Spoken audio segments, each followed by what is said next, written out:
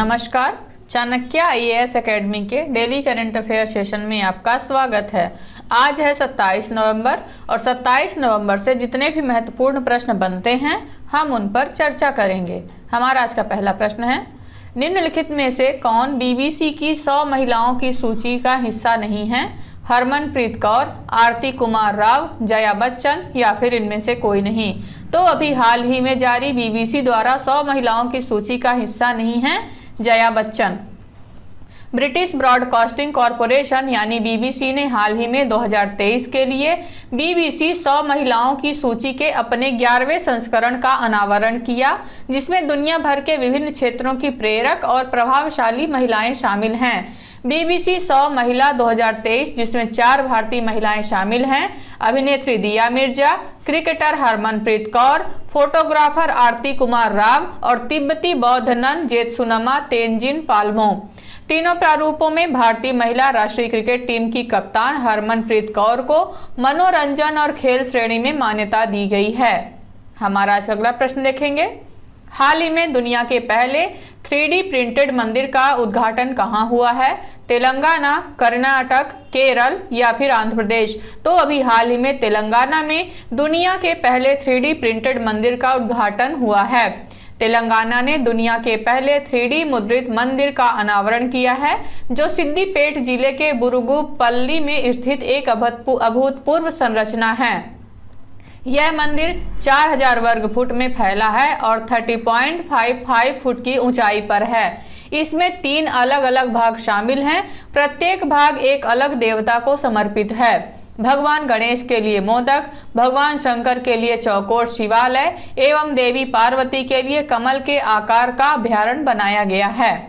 हमारा अगला प्रश्न देखेंगे, खबरों में रहा नम्मा कंबाला खेल की मेजबानी कौन सा राज्य करता है? गुजरात, कर्नाटक, तमिलनाडु या फिर केरल। तो अभी हाल ही में खबरों में रहे नम्मा कंबाला खेल की मेजबानी कर्नाटक करने वाला है।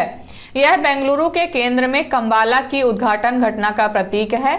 शब्द कंबाला की उत्पत्ति कंपा काला से हुई है, जहां कंपा एक कीचड़ भरे मैदान से जुड़ा है, वहीं क्षेत्र जहां कार्रवाई शुरू होती है। कंपा की द्रविड़ जड़ें कण और पा के संलयन से उत्पन्न होती हैं, जबकि काला उस क्षेत्र को दर्शाता है जहां तमाशा आयोजित होता है।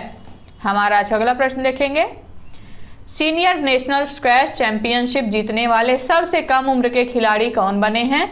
जोशना चिनप्पा, दातुक निकोल, अनाहत सिंह या फिर इनमें से कोई नहीं। तो अभी हाल ही में Anahat Singh senior national squash championship जीतने वाले सबसे कम उम्र के खिलाड़ी बने हैं। सीनियर नेशनल स्क्वैश चैंपियनशिप 2023 में घटनाओं के एक उल्लेखनीय मोड़ में 15 वर्षीय अनाहत सिंह ने टूर्नामेंट के प्रतिष्ठित इतिहास में दूसरा सबसे कम उम्र का खिताब विजेता बनकर इतिहास रचा है। जोशना चिनप्पा 14 साल की थी जब उन्होंने 2000 में अपने 19 खिताबों में से पहला खिताब जीता था। तमिलनाडु के वेलेवन सेंथिल कुमार ने पुरुष वर्ग में सीनियर नेशनल स्क्वैश चैंपियनशिप 2023 जीती है। हमारा अगला प्रश्न देखेंगे, हाल ही में भारत और अमेरिका के संयुक्त विशेष बलों के बीच वज्र प्रहार 2023 अभ्यास किस राज्य में शुरू हुआ है? मेघालय, असम, नागालैंड या फिर इनमें से कोई नहीं।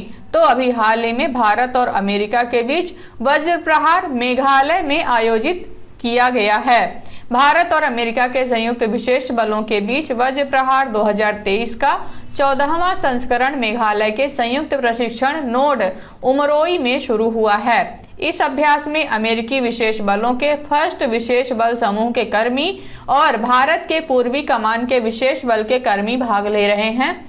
इस अभ्यास वज्र प्रहार का मुख्य उद्देश्य संयुक्त मिशन योजना और परिचालन रणनीति जैसे क्षेत्रों में सर्वोत्तम प्रथाओं और अनुभवों को साझा करना है। हमारा अगला प्रश्न देखेंगे, हाल ही में राष्ट्रपति द्रौपदी मुर्मू द्वारा नए भारत के लिए नई शिक्षा नाम से राष्ट्रीय शिक्षा अभियान की शुरुआत किस राज्य में की गई है? झारखंड, मेघालय, ओडिशा या फिर उत्तर प्रदेश। तो अभी हाल ही में ओडिशा में राष्ट्रपति द्रौपदी मुर्मू द्वारा नए भारत के लिए नई शिक्षा नामक से एक योजना की शुरुआत की गई है। राष्ट्रपति द्रौपदी मुर्मू ने ओडिशा में नए भारत के लिए नई शिक्षा शीर्षक से राष्ट्रीय शिक्षा अभियान शुरू किया है।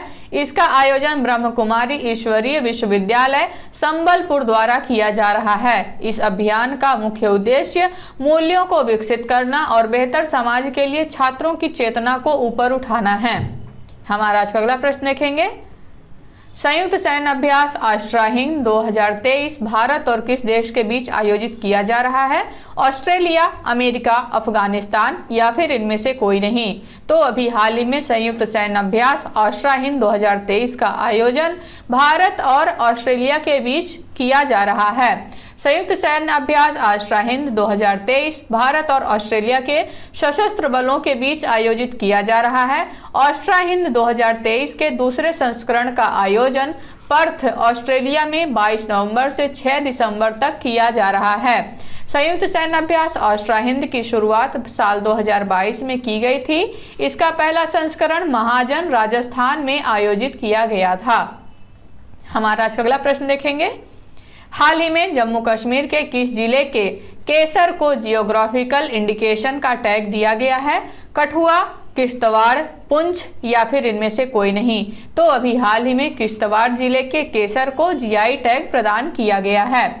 जम्मू और कश्मीर में किश्तवाड़ जिले में के केसर को भौगोलिक संकेत रजिस्ट्री द्वारा भौगोलिक संकेत टैग प्रदान किया गया है। इस प्रकार के केसर की खेती और कटाई ऊंचे इलाकों में की जाती है।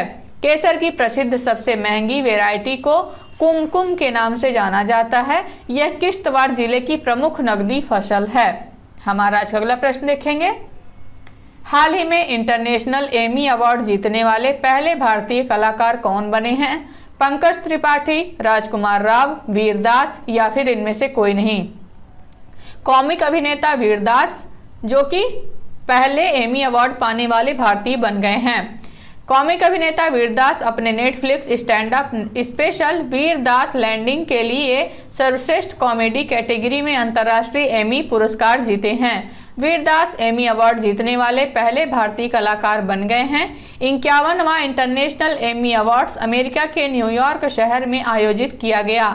एमी अवार्ड शो का आयोजन international academy of television arts and sciences द्वारा किया गया है। हमारा आज का अगला प्रश्न देखेंगे। ग्लोबल फिशरीज कॉन्फ्रेंस इंडिया 2023 का आयोजन कहाँ किया जा रहा है? गुजरात, महाराष्ट्र, कर्नाटक या फिर इनमें से कोई नहीं। तो अभी हाल ही में गुजरात के अहमदाबाद में ग्लोबल फिशरीज कॉन्फ्रेंस इंडिया 2023 का आयोजन किया जा रहा है। केंद्रीय मत्स्य पालन, पशुपालन और डेयरी मंत्री पुरुषोत्तम रूपाला द्वारा गुजरात साइंस सिटी अहमदाबाद में ग्लोबल फिशरीज कॉन्फ्रेंस इंडिया 2023 का आयोजन किया गया। ग्लोबल फिशरीज कॉन्फ्रेंस इंडिया मत्स्य पालन विभाग द्वारा आयोजित किया जा रहा है। इस ग्लोबल फिशरीज कॉन्फ्रेंस इंडिया का मुख्य उद्देश्य देश को मत्स्य पालन और जलीय कृषि क्षेत्र में आगे बढ़ाना है। तो ये रहे आज के हमारे कुछ महत्वपूर्ण प्रश्न। आशा करते हैं चाणक्य आईएएस एकेडमी द्वारा चलाया जा रहा करंट अफेयर सेशन आपको पसंद आ रहा होगा। हमारे ऐसे और भी कंटेंट से जुड़ने के लिए चैनल को सब्सक्राइब करें और बेल आइकॉन दबाना ना भूलें। धन्यवाद।